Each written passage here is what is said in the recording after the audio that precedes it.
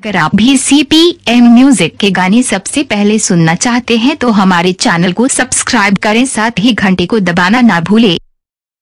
Presented by CPM music.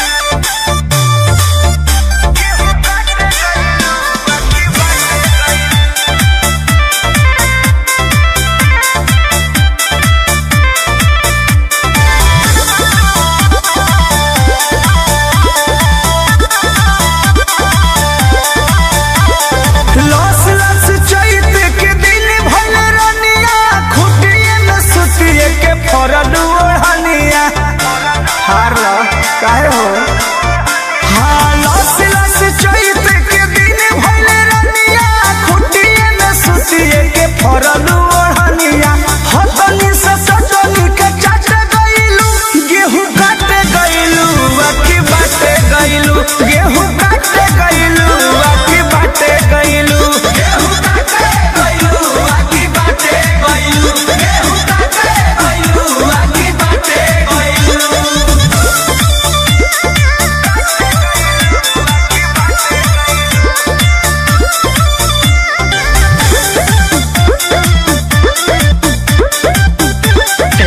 By CPM music. घाम लागल चांपत हो गइलू सावर कहवा जवानिया तू कइलू निछावर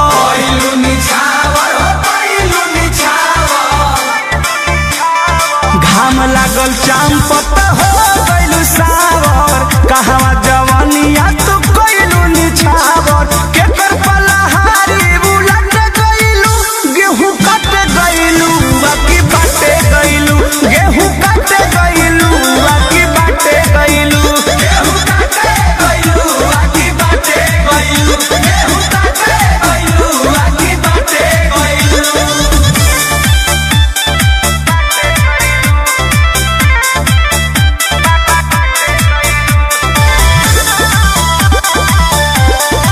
Presented by CPM music.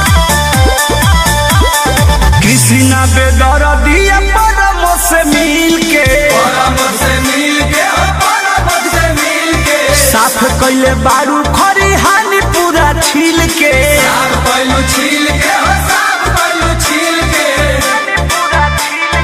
Krishna बेदर्दिया परम से मिल के साफ कइले बारू खरिहानी पूरा छील के तारीफ के प्यारी कहा मत गइलू गेहूं काटे गइलू बाकी बाटे गइलू गेहूं काटे गइलू बाकी बाटे गइलू गेहूं काटे गइलू बाकी बाटे गइलू गेहूं काटे गइलू बाकी बाटे गइलू गेहूं काटे गइलू बाकी बाटे गइलू गेहूं काटे गइलू बाकी बाटे गइलू। Presented by CPM music.